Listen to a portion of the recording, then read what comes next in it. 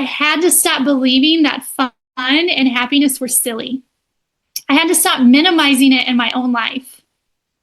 I had to stop being worried about what people would think.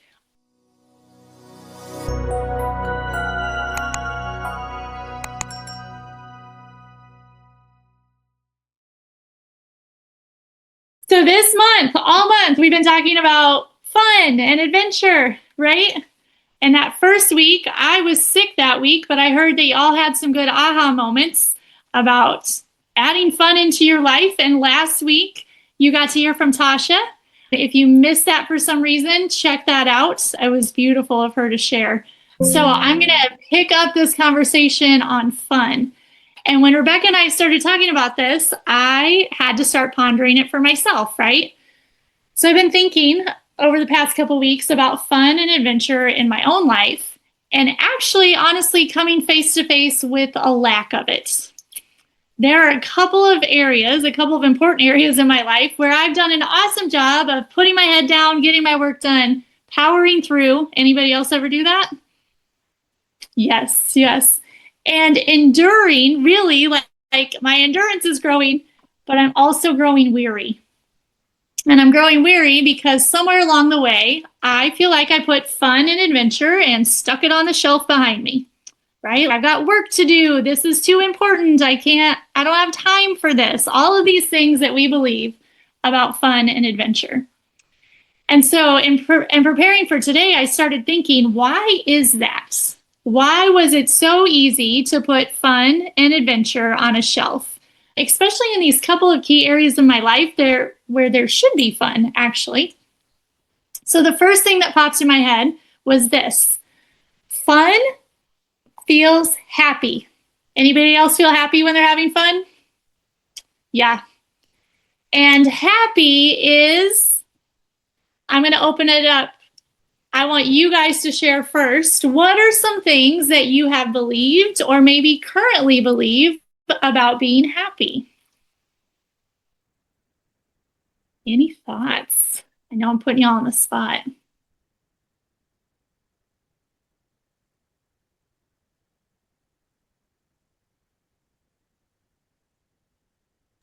Undeserved. Okay. Or unearned, I guess, for me. Yep.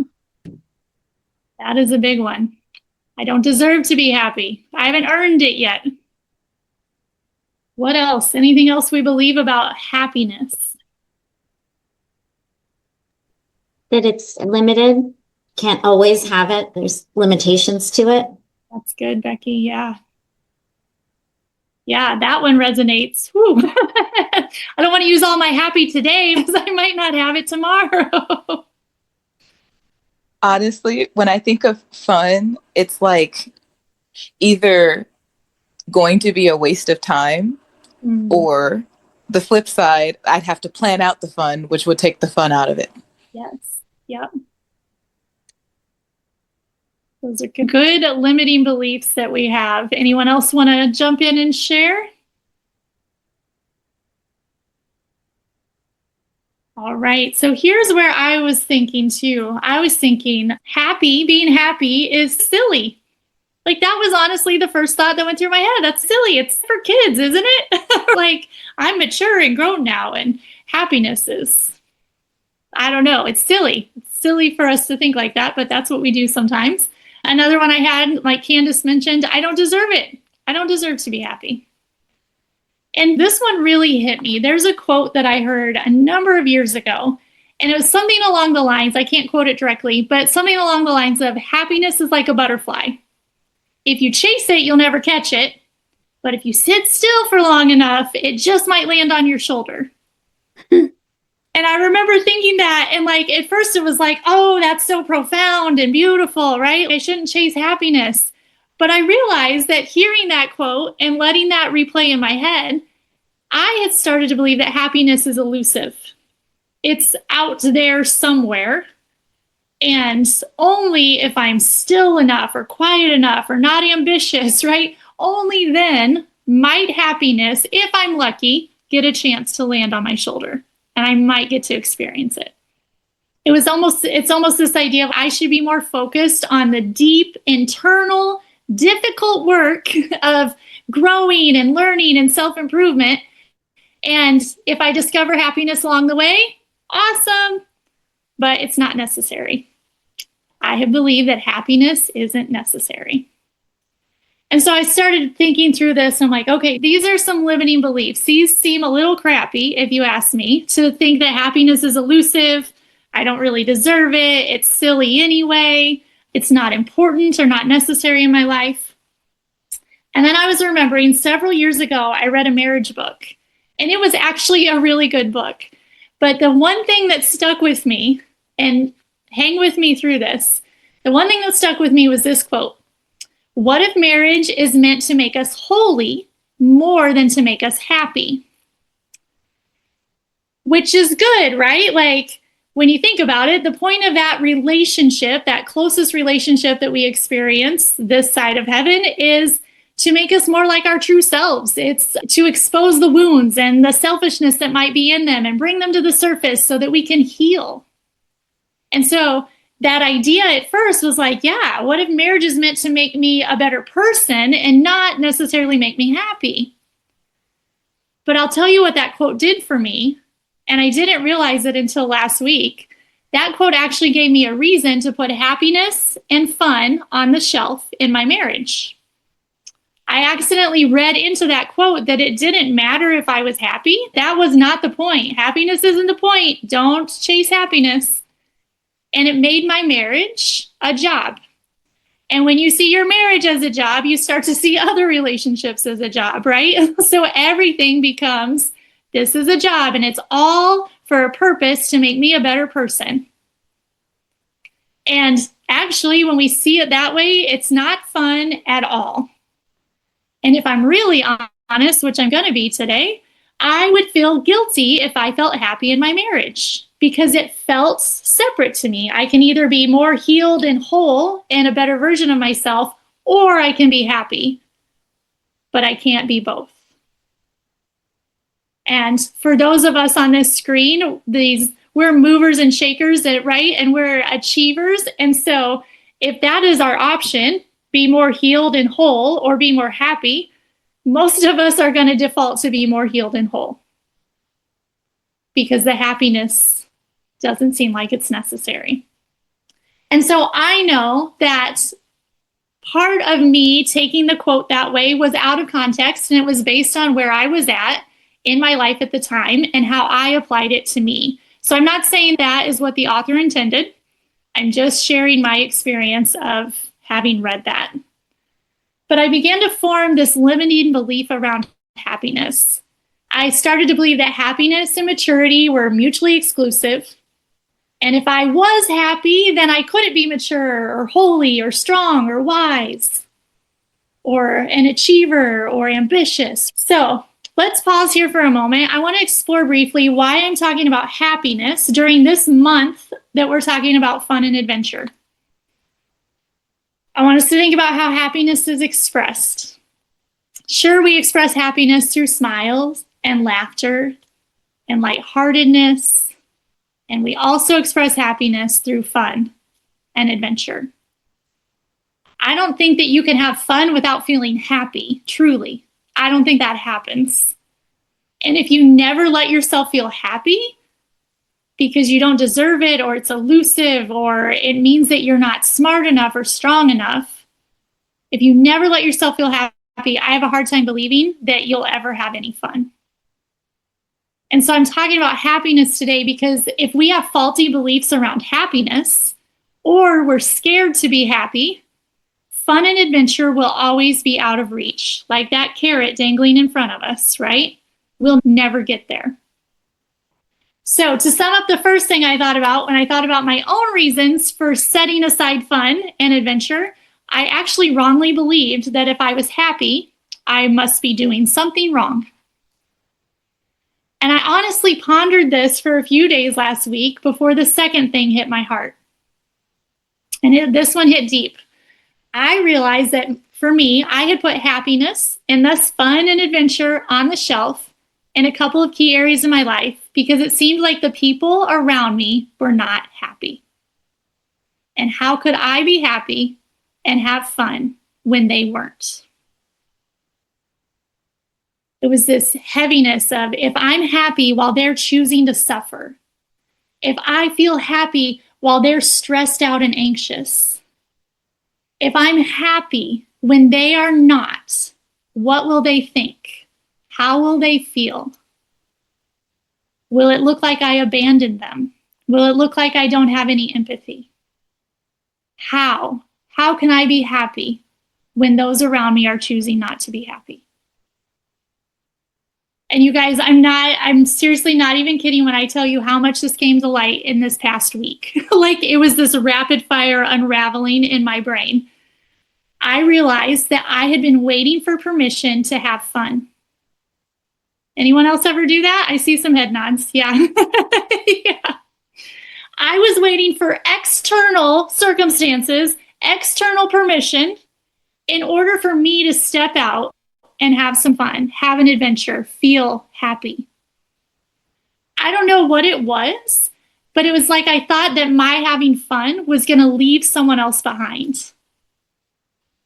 And gosh, there are so many crappy limiting beliefs behind that. For me, those beliefs have looked like, I can only be happy if you're happy. We would call that codependency. Just going to call it out, right? I'm okay if you're okay. If you're not okay, I'm not. Another belief is, it's not fair. It's not fair if I have fun or am happy without you. Or it's selfish for me to do something that is fun. Or even this, I can't do something fun without you in case it hurts your feelings. And so I'm letting these people outside of me determine how unshakable I'm going to show up in the area of fun and adventure. And it kept me stuck. It's been keeping me stuck. It's keeping me from fun and adventure. It's keeping that fun and happiness elusive and just out of reach. So I'm always looking for it. I'm always waiting for permission. It put me in charge of making sure that everyone around me is happy and having fun before I let myself be happy and having fun. Because then I felt like I had permission to do those things. So I'm going to tell you what I did. I realized, honestly, that I was waiting for my husband to give me permission to have fun. Realized that last week. And I realized I was waiting for him to pave the way. And when I recognized that, Rebecca would be so proud, I took immediate action. I woke up on Friday morning. I have been wanting to learn how to play pickleball forever. Janesville, the town I live in, does free pickleball lessons for beginners. I was like, I am probably too late to the party, but I'm going to email that lady. So I sent an email. Hey, do you have any spots left? I'm open for session 1 or session 2. Within 20 minutes, I get an email back. Amber, you're in session 2. Welcome to pickleball. Yes, I'm going to have fun. And then I'm going through our town catalog with all the summer stuff. There are 2 group hikes that are happening in the month of May, and they are in areas where the wildflowers are growing. And they're timed perfectly, and you have to register because they can only take so many people. So I registered for 2 wildflower hikes in May and put them on my calendar. And then I didn't quit there, you guys. I was on a roll, right? I'm like, yes, this is awesome. I'm feeling empowered. I'm feeling unshakable. I'm feeling confident. So I go through the list. Our town does these concerts on the squares in the summer, every Tuesday night. So I'm reading through what bands are coming, and I am writing on my calendar the ones that I want to see. So now those concerts are on my calendar. And then I reach out to my daughter. The local high school in town is doing a new performance that's never been done anywhere in the nation before, their art department. And they're doing it this weekend. And I reached out to her and I was like, Autumn, do you want to go with me? Because I'm buying tickets. And she was like, yes. And so I bought tickets to an upcoming musical. And I stepped back and I was like, this is what fun and adventure is. And I took charge of it for myself. I stopped waiting to be invited. I stopped waiting for my husband to figure out that he wants to be happy and have fun. And I said, I'm going to do this. This is my life. And I'm going to add in this fun. I had to stop believing that fun and happiness were silly. I had to stop minimizing it in my own life. I had to stop being worried about what people would think. Honest truth, I'm scared to death to show up to pickleball lessons. I will probably suck, like really. But I'm going to get out there and they're going to love me and it's going to be fine. And I'm going to love them and it'll be great. And I'm going to have fun. But I had to take responsibility. I had to take responsibility for adding this fun into my life. And I actually had to do something about it.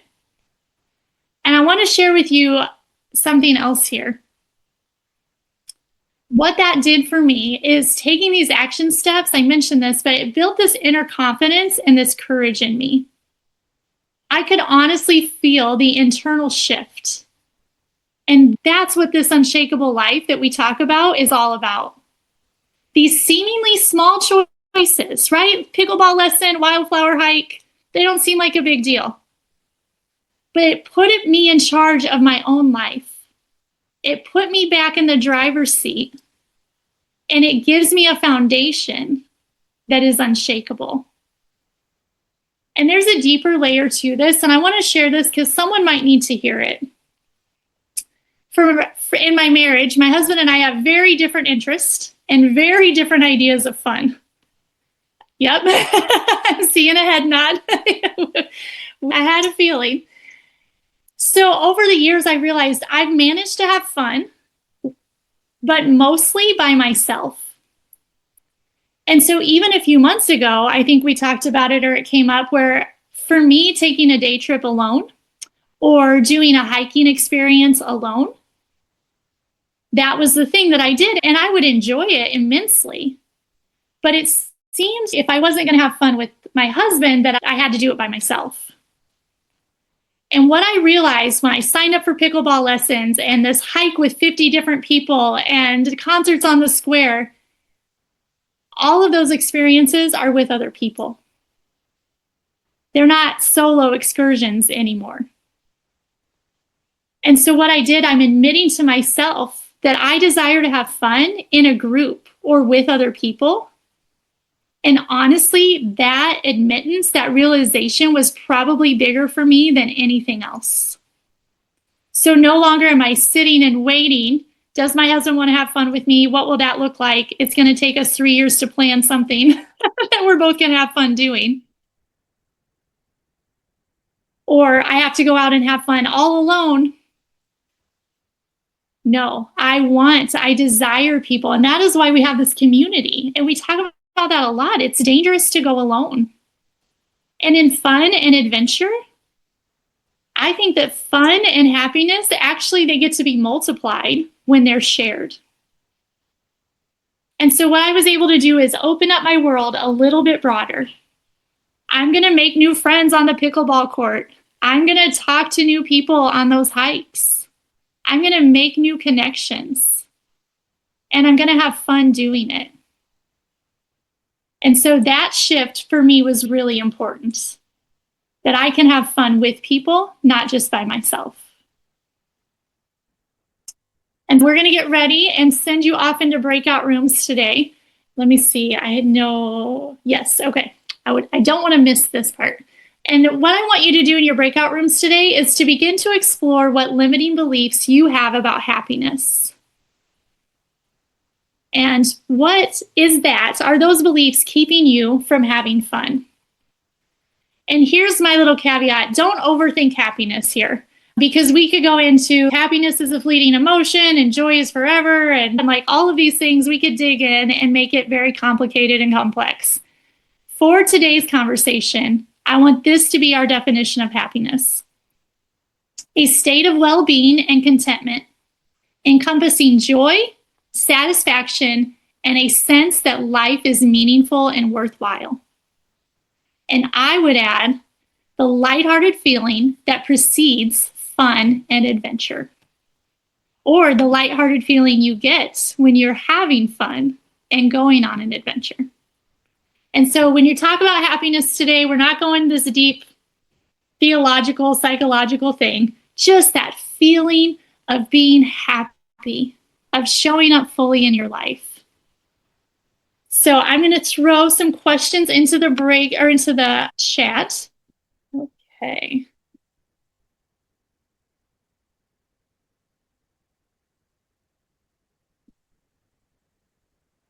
All right. And so we're going to send you off to breakout rooms to talk about what might be holding you back in this area. So have a great time, and we'll see you back here soon.